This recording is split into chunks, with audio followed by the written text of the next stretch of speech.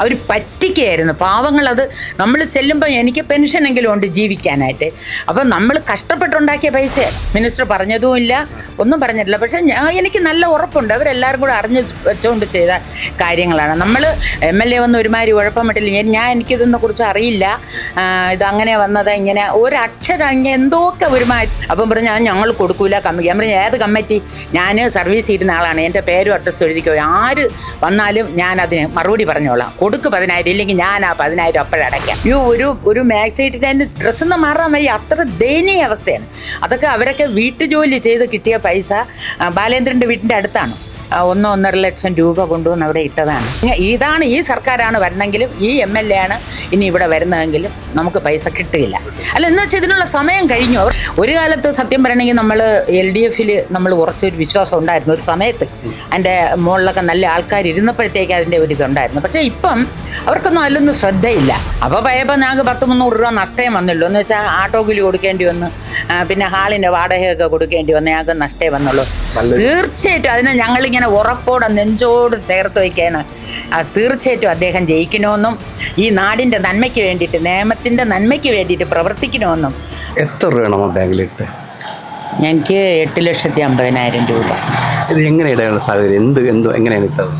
എനിക്ക് ഈ സൊസൈറ്റിയായിട്ട് 83 തൊട്ട് പരിചയമുള്ളതാണ്. പിന്നെ അതുമുതൽ ഇങ്ങനെ പല കാര്യത്തിന് ഞാൻ അവിടുന്ന് ഒരുപാട് രൂപ ലോൺ എടുത്തിട്ടുണ്ട് പല പ്രാവശ്യം. അതെല്ലാം തിരിച്ചടച്ചിട്ടുണ്ട്, ചിട്ടി കെട്ടിയിട്ടുണ്ട്. അപ്പം നമ്മളെ അടുത്തുള്ള സൊസൈറ്റി അല്ലേ. അപ്പം നമ്മൾ ഈ കോപ്പറേറ്റീവിനെ കുറിച്ച് എൻ്റെ ജോലിയുമായിട്ട് ബന്ധപ്പെട്ടതാണ്. ഞാൻ ബ്ലോക്ക് ഓഫീസിലായിരുന്നു, വില്ലേജ് എക്സ്റ്റൻഷൻ ഓഫീസറായിട്ട് കയറി, അസിസ്റ്റൻറ്റ് പ്രോജക്റ്റ് ഓഫീസറായിട്ടാണ് റിട്ടയർഡ് ആയത്. അപ്പോൾ ഞങ്ങൾക്ക് ഈ കോപ്പറേറ്റീവ് ഡിപ്പാർട്ട്മെൻറ്റുമായിട്ടൊക്കെ നല്ല ഇതാണ്. അപ്പോൾ ഈ സൊസൈറ്റി നമ്മളെ നാട്ടിലെ ഒരു പിന്നെ സാധാരണ ആൾക്കാർക്ക് പ്രയോജനപ്പെടുന്ന ഒരു സ്ഥാപനമാണ്.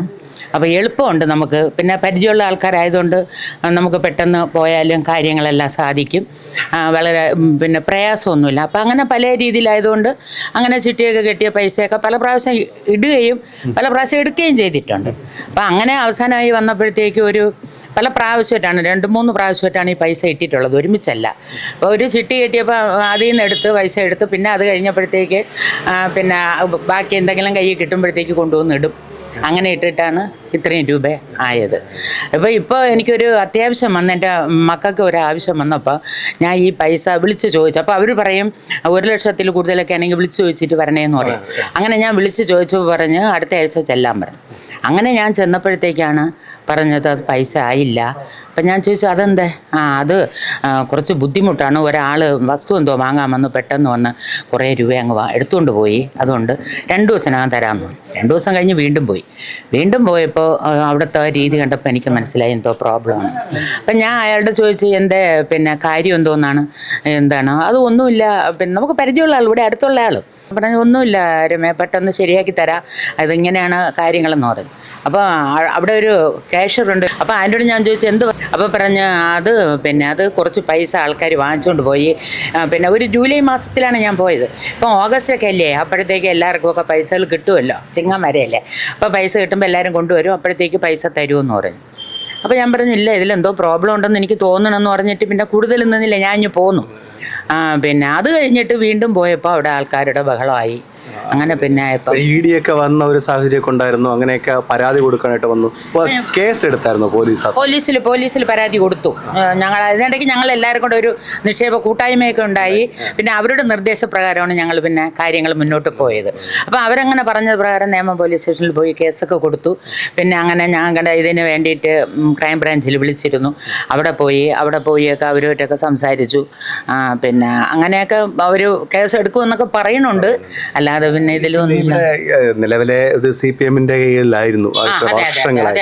അപ്പൊ രണ്ടാമതൊരു കാര്യം എന്ന് പറയുന്നത് ഇവിടുത്തെ നിലവിലെ MLA ആയിട്ടുള്ള ശിവൻകുട്ടിയുടെ മണ്ഡലത്തിനും കൂടിയാണ്. MLA-യുടെ ഇടപെടൽ എന്തെങ്കിലും ഉണ്ടായിട്ടുണ്ടോ? MLA-യുടെ ഇടപെടൽ എന്ന് വെച്ചാൽ MLA ഞങ്ങൾ ഇതിനിടയ്ക്ക് ഒരു ദിവസം തന്നെ ഒരു കൺവെൻഷൻ നേമ മണ്ഡപത്തിലേക്ക് വിളിച്ചു. നേമം പിന്നെ കല്യാണ മണ്ഡപത്തിൽ ഞങ്ങളെ വിളിച്ചു. അപ്പോൾ പോയപ്പോൾ ഞങ്ങൾക്ക് 100-300 രൂപ നഷ്ടം വന്നുള്ളൂ. എന്ന് വെച്ചാൽ ആട്ടോ കൂലി കൊടുക്കേണ്ടി വന്ന്, പിന്നെ ഹാളിൻ്റെ വാടകയൊക്കെ കൊടുക്കേണ്ടി വന്ന് ഞങ്ങൾക്ക് നഷ്ടേ വന്നുള്ളൂ. MLA വന്ന് ഒരുമാതിരി ഉഴപ്പമിട്ടില്ല. എനിക്കിതിനെ കുറിച്ച് അറിയില്ല, ഇതങ്ങനെ വന്നത് ഇങ്ങനെ ഒരക്ഷരം ഇങ്ങനെ എന്തൊക്കെ ഒരുമാതിരി നമുക്ക് ഒന്നും മനസ്സിലായില്ല. അപ്പം ഞങ്ങളുടെ ഈ കൂട്ടായ്മയുടെ ആൾ പറഞ്ഞു, നിങ്ങൾ ആരും ഒന്നും പറയരുതേ, ബഹളം വയ്ക്കരുതേ, പിന്നെ ആരും. അപ്പം ഞങ്ങളാരും ഒന്നും മിണ്ടിയില്ല, സഹകരിച്ചെന്നതേ ഉള്ളൂ. പക്ഷേ സർവത്ര നിക്ഷേപകരും അന്ന് അവിടെ വന്നിരുന്നു. അന്നാണ് നമ്മൾ പലരെയും കാണുന്നത് തന്നെ. 1-2 ആൾക്കാരൊന്നും അല്ല, നമ്മൾ നമുക്ക് സങ്കല്പിക്കാൻ പോലും പറ്റാത്ത ഒരു ജനപ്രവാഹമായിരുന്നു അന്ന് അവിടെ. അപ്പം ഒരു പ്രയോജനം, ഒരു വാക്ക് പോലും മിനിസ്റ്റർ പറഞ്ഞതുമില്ല, ഒന്നും പറഞ്ഞിട്ടില്ല. പക്ഷെ എനിക്ക് നല്ല ഉറപ്പുണ്ട് അവരെല്ലാവരും കൂടെ അറിഞ്ഞ് വെച്ചുകൊണ്ട് ചെയ്ത കാര്യങ്ങളാണ്. നമ്മൾ ഇനി പോരും, അല്ല നമ്മൾ ഇതിനെക്കുറിച്ച് കൂടുതൽ മനസ്സിലാക്കാനോ, റിട്ടയർഡ് ആയവരെ വീണ്ടും പിടിച്ചിരുത്തിയതും ഈ റിട്ടയർഡായ ആൾക്കാരൊക്കെയാണ് പിടിച്ചിരുത്തിയത്. അപ്പം പിന്നെ അവർ നമുക്ക് തരാതിരിക്കാൻ വേണ്ടിയിട്ട്, സത്യം പറഞ്ഞെങ്കിൽ ഞാനൊരു ദിവസം ഇതുപോലെ തന്നെ, അപ്പോൾ ഇടയ്ക്കിടയ്ക്ക് പോവും, 2 കാലും വയ്യ, മുട്ട് വയ്യ. അപ്പോൾ അതിൻ്റെ നടവരെ ഓട്ടോയിൽ പോയാലേ നമുക്ക് അങ്ങോട്ട് കയറാൻ പറ്റുള്ളൂ, അത് ക്രോസ് ചെയ്യാനൊക്കെ പ്രയാസമാണ്. അപ്പോൾ അങ്ങനെ ഞാൻ ഒരു ദിവസം ചെന്നപ്പോൾ ഒരു സ്ത്രീ ആശുപത്രിയിൽ നിന്ന് ഡിസ്ചാർജ് ആയിട്ട് അത് വീണ് നട്ടല്ലെന്തോ വയ്യാതായിട്ട്, രാധയെന്ന് പറഞ്ഞ് ഇവിടെ കാവിൻ്റെ അടുത്തുള്ളതാണ്. ഒരു മാക്സി ഇട്ടിട്ട് അതിൻ്റെ ഡ്രസ്സൊന്നും മാറാൻ വയ്യ, അത്ര ദയനീയ അവസ്ഥയാണ്. അതൊക്കെ അവരൊക്കെ വീട്ടുജോലി ചെയ്ത് കിട്ടിയ പൈസ ബാലേന്ദ്രൻ്റെ വീട്ടിൻ്റെ അടുത്താണ്. 1-1.5 ലക്ഷം രൂപ കൊണ്ടുവന്ന് അവിടെ ഇട്ടതാണ്. അപ്പോൾ ആശുപത്രിയിൽ നിന്ന് വന്ന് അവർക്ക് പൈസ ഇല്ലാതെ അവരുടെ ആ സങ്കടം കണ്ടപ്പോൾ എനിക്ക് ഭയങ്കര വിഷമം തോന്നി. ഞാൻ പറഞ്ഞു ഈ കുട്ടിക്ക്, അപ്പോൾ ഇവർ ചികിത്സാ സഹായം എന്ന് പറഞ്ഞ് 10,000 രൂപ കൊടുക്കണമെന്ന് പറഞ്ഞു. ഞാൻ പറഞ്ഞു ഇതെന്ത് ചികിത്സാ സഹായമല്ലേ, നിങ്ങൾ എന്താണ് ചെയ്യണത്, ഇതിന് രൂപ കൊടുക്കുമെന്ന് പറഞ്ഞു. അപ്പം പറഞ്ഞു ഞങ്ങൾ കൊടുക്കൂല കമ്മിറ്റി. ഞാൻ പറഞ്ഞു ഏത് കമ്മിറ്റി, ഞാൻ സർവീസ് ചെയ്യുന്ന ആളാണ്, എൻ്റെ പേരും അഡ്രസ്സും എഴുതിക്കോ, ആര് വന്നാലും ഞാൻ അതിന് മറുപടി പറഞ്ഞോളാം, കൊടുക്ക് 10,000, ഇല്ലെങ്കിൽ ഞാൻ ആ 10,000 അപ്പോഴടയ്ക്കാം അവർ പറയണമെങ്കിൽ, ഇതിന് കൊടുക്കുമെന്നും പറഞ്ഞ് നിർബന്ധിച്ച്. പിന്നെ അതിൻ്റെ ഒരു അപേക്ഷയൊക്കെ വാങ്ങിച്ച്, എൻ്റെ സീനിയോറിറ്റി ലിസ്റ്റ് ആയില്ല എന്നും പറഞ്ഞത്, അതിൻ്റെ ഒന്ന് അപേക്ഷയൊക്കെ വാങ്ങിച്ച്. ഇവര് ശരിക്കും പറഞ്ഞു കഴിഞ്ഞാൽ നിക്ഷേപകരെ ഒരു തരത്തിൽ കുറെ കാലത്തിന് ശേഷം കബളിപ്പിക്കുകയായിരുന്നു. തീർച്ചയായിട്ടും കബളിപ്പിക്കുകയായിരുന്നു അവർ പറ്റിക്കുകയായിരുന്നു പാവങ്ങൾ. അത് നമ്മൾ ചെല്ലുമ്പോൾ എനിക്ക് പെൻഷനെങ്കിലും ഉണ്ട് ജീവിക്കാനായിട്ട്. അപ്പം നമ്മൾ കഷ്ടപ്പെട്ടുണ്ടാക്കിയ പൈസയാണ് അത്, അല്ല നമ്മളിത് വേറെ ഒന്നുമില്ലല്ലോ, ഓരോന്നും. അപ്പം നമ്മുടെ അടുത്തല്ലേ, നമ്മുടെ ഒരു ആവശ്യത്തിന് എടുക്കാമല്ലോ എന്ന് വെച്ചിട്ട് കഷ്ടപ്പെട്ടുണ്ടാക്കിയ ഒരു സ്ഥാപനം കൂടെ നന്നാവട്ടെ നമ്മളെ നാട്ടിൽ എന്നൊക്കെ വെച്ചിട്ട് കൊണ്ടിടുന്നതാണ്.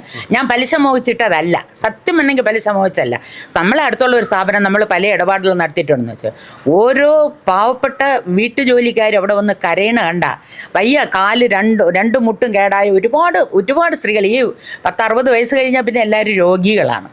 ആ വനിതകളുടെ സങ്കടം കണ്ടാൽ സഹിക്കാൻ പറ്റില്ല, അത്ര ദയനീയ അവസ്ഥയാണ്. ഇത്രയും മനസാക്ഷി ഇല്ലാത്ത രീതിയിൽ ഇത്രയും പൈസ പറ്റിച്ചത്. പിന്നെയാണ് നമുക്ക് അറിയുന്നത് അവിടെ നിന്നൊക്കെ അന്വേഷണത്തുണ്ട്, ഇപ്പം 100 കോടി രൂപയോളം 100 കോടി. അതിൽ ഇടിയുടെ ഒരു ഇതൊക്കെ അവിടെ എൻക്വയറി ഒക്കെ നടക്കുന്നുണ്ട്. അപ്പം ഇപ്പോഴീ തെരഞ്ഞെടുപ്പായപ്പോൾ ഇവിടുത്തെ സ്ഥാനാർത്ഥിയായിട്ടുള്ള NDAയുടെ സ്ഥാനാർത്ഥിയായിട്ടുള്ള രാജീവ് ചന്ദ്രശേഖർ അദ്ദേഹത്തിൻ്റെ വികസിത നിയമം എന്ന് പറയുന്ന പദ്ധതിയിലേക്ക് ഈ സർവീസ് സഹകരണ ബാങ്കിൽ നടന്ന കൊള്ള അന്വേഷിക്കുമെന്നും കുറ്റവാളികളെ ശിക്ഷിക്കുമെന്നും നിക്ഷേപകർക്ക് പണം തിരിച്ചു കിട്ടുന്നതിന് വേണ്ടിയിട്ടുള്ള കാര്യങ്ങളിൽ ഇടപെടുമെന്നുള്ള ഒരു ഇത് അദ്ദേഹം അതിനകത്ത് ഉൾപ്പെടുത്തിയിട്ടുണ്ടായിരുന്നു. അത് പ്രതീക്ഷ തരുന്നത്. തീർച്ചയായിട്ടും എനിക്കതൊരു ഭയങ്കര പ്രതീക്ഷയാണെന്ന് വെച്ചാൽ, ഈ എല്ലാവരും കഷ്ടപ്പെട്ട പൈസയാണ് കൊണ്ടിട്ടിട്ടുള്ളത്. അവർക്ക് ആ പൈസ കിട്ടാൻ വേണ്ടിയിട്ടുള്ള ഈ പൈസ എടുത്തുകൊണ്ട് പോയത് അവിടെ ഉള്ളവർ തന്നെയാണ്. അവിടെ ഉള്ളവരും അവരുടെ പാർട്ടിക്കാരും എടുത്തുകൊണ്ട് പോയത്. ആരാണോ പൈസ എടുത്തത് അവരുടെ വസ്തുവകൾ വിറ്റ് എങ്ങനെയെങ്കിലും ഈ പാവങ്ങളായ ആൾക്കാർക്ക് പൈസ കിട്ടണം എന്നുള്ളത് തീർച്ചയായിട്ടും ഒരു ഭരണം മാറി വന്നാൽ മാത്രമേ ഇത് നടക്കുകയുള്ളൂ. എന്ന് വെച്ചാൽ ഇത് 2 വർഷമാവുന്നുണ്ട്, 2 വർഷത്തോളം കഴിയുന്നുണ്ട് ബഹളമായിട്ട് തന്നെ.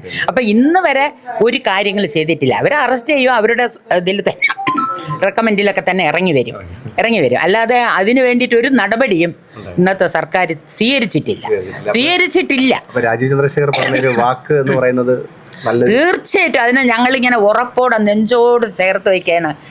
തീർച്ചയായിട്ടും അദ്ദേഹം ജയിക്കണമെന്നും ഈ നാടിൻ്റെ നന്മയ്ക്ക് വേണ്ടിയിട്ട്, നിയമത്തിൻ്റെ നന്മയ്ക്ക് വേണ്ടിയിട്ട് പ്രവർത്തിക്കണമെന്നും തീർച്ചയായിട്ടും നമ്മൾ ആഗ്രഹിക്കുന്നുണ്ട്. വിവരവും വിദ്യാഭ്യാസവും, അതായത് വികസനത്തിന് മുൻഗണന കൊടുക്കുന്ന ആൾക്കാർ തന്നെ വരണം.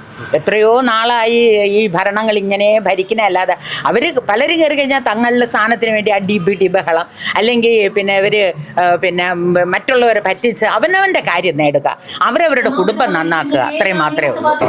നേരത്തെ സൂചിപ്പിച്ചതുപോലെ തന്നെ ഇവിടുത്തെ MLA എന്ന രീതിയിൽ ശിവൻകുട്ടി, നിലവിലെ MLA രീതിയിൽ ശിവൻകുട്ടി അദ്ദേഹത്തിൻ്റെ രീതിയിൽ ഈ പ്രശ്നത്തിൽ ഇടപെടുകയും നിങ്ങൾക്ക് നിക്ഷേപകർക്ക് ഒരു ആശ്വാസമായ രീതിയിൽ ഇടപെടാമായിരുന്നു. പക്ഷെ അദ്ദേഹത്തിൻ്റെ ഭാഗത്തുനിന്ന് അത് ഉണ്ടായിട്ടില്ല എന്നൊരു തീർച്ചയായിട്ടും നിങ്ങൾ പറയുന്നുണ്ട്. അപ്പം രണ്ടാമത് അദ്ദേഹം ഇപ്പം ഇലക്ഷന് മത്സരിക്കുകയാണ്. ഈ തെരഞ്ഞെടുപ്പിലും അദ്ദേഹം അതിന് വേണ്ടിയിട്ടാണ് അവിടെ ഒരു ഇത് നടത്തിയതെന്നും നേരത്തെ സൂചിപ്പിച്ചല്ലോ. അപ്പം അദ്ദേഹത്തിൻ്റെ വിജയസാധ്യത ഇങ്ങനെയൊക്കെ ഉണ്ടാകുമ്പോൾ, വിജയസാധ്യത എന്ന് വെച്ചാൽ ഈ നിക്ഷേപകരെ, ഞങ്ങളുടെ ഈ പൈസ നിക്ഷേപിച്ചവരെ കൂടാതെ തന്നെ വികസനത്തിന് അധിക കാര്യങ്ങൾ ഈ സർക്കാർ ചെയ്തിട്ടില്ല എന്നുള്ളതാണ് ഞാൻ മനസ്സിലാക്കിയത്തോളം. ഒരു കാലത്ത് സത്യം പറയണമെങ്കിൽ നമ്മൾ LDF നമ്മൾ കുറച്ചൊരു വിശ്വാസം ഉണ്ടായിരുന്നു ഒരു സമയത്ത്. അതിൻ്റെ മുകളിലൊക്കെ നല്ല ആൾക്കാർ ഇരുന്നപ്പോഴത്തേക്ക് അതിൻ്റെ ഒരു ഇതുണ്ടായിരുന്നു. പക്ഷേ ഇപ്പം അവർക്കൊന്നും അതിലൊന്നും ശ്രദ്ധയില്ല. അതുകൊണ്ട് ഇദ്ദേഹം ഇനി വിദേശം വന്നാലും ഞങ്ങളുടെ പൈസയൊന്നും കിട്ടൂല, ഞങ്ങൾക്ക് ഉറപ്പുണ്ട്. തീർച്ചയായിട്ടും പൈസയൊന്നും കിട്ടൂല. അങ്ങനെ എന്തെങ്കിലും ചെയ്യണമായിരുന്നെങ്കിൽ അവർക്ക് ഒരുപാട് സമയം ഉണ്ടായിരുന്നു. ഇപ്പം നമുക്ക് എന്തെല്ലാം സംവിധാനമാണ് ഉള്ളത്. അപ്പം അവർക്ക് തന്നെ ഈ ബാങ്ക് ഇത്രത്തോളം ഇതിലാവാതെ തന്നെ അവർക്ക് തന്നെ പ്രൊട്ടക്റ്റ് ചെയ്തെടുക്കാമായിരുന്നു. പക്ഷെ അവർ ചെയ്തത് എന്താണെന്ന് വെച്ചാൽ അവർക്ക് ഏറ്റവും വേണ്ടപ്പെട്ട ആൾക്കാർക്ക് ഈ വരുന്ന പിന്നെ ഇവർ തിരിച്ചടയ്ക്കുന്ന ലോൺ മൊത്തവും അവർക്ക് വേണ്ടി കൊടുത്തുകൊണ്ടിരുന്നു പലർക്കും. ഇപ്പം തൽക്കാലം ഇവിടെ ഒരു ഉണ്ടായിരുന്നു ഒരാളെ പ്രസിഡൻ്റാക്കി, അദ്ദേഹത്തിൻ്റെ മരുമോനോ മോക്കോ ആക്കോ ഒക്കെ ഉള്ള പൈസ എല്ലാം കിട്ടുന്നത് വരെ പ്രസിഡന്റ് സ്ഥാനത്തിരുന്നു. ബാങ്കിൽ ചെന്നപ്പോൾ പറഞ്ഞ കാര്യമാണ്. അതെല്ലാം കിട്ടിയപ്പോൾ അങ്ങേരെ ആ സാധനവും മാറ്റിപ്പോയി. അപ്പോൾ ഇവർക്ക് ഏറ്റവും വേണ്ടവർക്ക് മാത്രമേ ഈ ലോൺ തിരിച്ചു വരുമ്പോൾ പൈസ കൊടുക്കുക. ഞങ്ങളെ പോലെയുള്ളവർ അവിടെ പോയിട്ട് ഞങ്ങൾക്ക് പൈസ തരിയില്ല. ജയിച്ചാലും അവർക്ക് ഇഷ്ടപ്പെട്ട ആളുകൾക്ക് തിരിച്ചു കൊടുക്കുള്ളൂ. ഇനിയും അതേ നടക്കുള്ളൂ. ഇതാണ് ഈ സർക്കാരാണ് വരണമെങ്കിലും ഈ MLA ആണ് ഇനി ഇവിടെ വരുന്നതെങ്കിലും നമുക്ക് പൈസ കിട്ടില്ല. അല്ല, എന്ന് വെച്ചാൽ ഇതിനുള്ള സമയം കഴിഞ്ഞു. അവർക്ക് ചെയ്യാൻ നല്ല ഒരു ചാൻസ് ഉണ്ടായിരുന്നു. നമുക്ക് ഡിപ്പാർട്ട്മെൻറ്റ് ഇരുന്നതിനാണ് ഞാൻ ഇതിനെക്കുറിച്ച് ഒരുപാട് പേരോട് ചോദിച്ചപ്പോൾ അവരും എൻ്റെ അടുത്ത് പറഞ്ഞത്, ഈ ഡിപ്പാർട്ട്മെൻറ്റ് ബന്ധപ്പെട്ടവർ പറഞ്ഞത് ഇതിനിങ്ങനെ ഒരു നല്ലൊരു കമ്മിറ്റി എടുക്കുകയും പൈസ എല്ലാം വാങ്ങിക്കുകയും ബാങ്കിനെ തുടർച്ചയായിട്ട് മുന്നോട്ട് കൊണ്ടുപോവുകയൊക്കെ ചെയ്ത് പിന്നെ ഈ ബാങ്ക് പ്രവർത്തിച്ചു പോകുമെന്നൊക്കെ പറഞ്ഞു. അതിനൊക്കെയുള്ള സമയം ഉണ്ടായിരുന്നു. പക്ഷെ അവരാരും ഒന്നും ചെയ്തില്ല. അതുകൊണ്ട് ഇനി തീർച്ചയായിട്ടും ഇനി നമുക്ക് പുതിയൊരു പിന്നെ നിയമ വഴി കൂടെ പിന്നെ ഒന്ന് അത്രയും സ്ട്രോങ് ആയിട്ടുള്ള ആൾക്കാർ നിന്ന് നമുക്ക് ഈ പൈസ പിന്നെ വാങ്ങി തരണമെങ്കിൽ മാത്രമേ കിട്ടുള്ളൂ. തീർച്ചയായിട്ടും രാജീവ് ചന്ദ്രശേഖർ സാർ തന്നെയാണ് വരേണ്ടതും. അദ്ദേഹം തീർച്ചയായിട്ടും ഇത് ചെയ്യുമെന്ന് ഞങ്ങൾക്ക് വിശ്വാസമുണ്ട്. തീർച്ചയായിട്ടും വിശ്വാസമുണ്ട്, ചെയ്യുമെന്നുള്ളത് വിശ്വാസമുണ്ട്.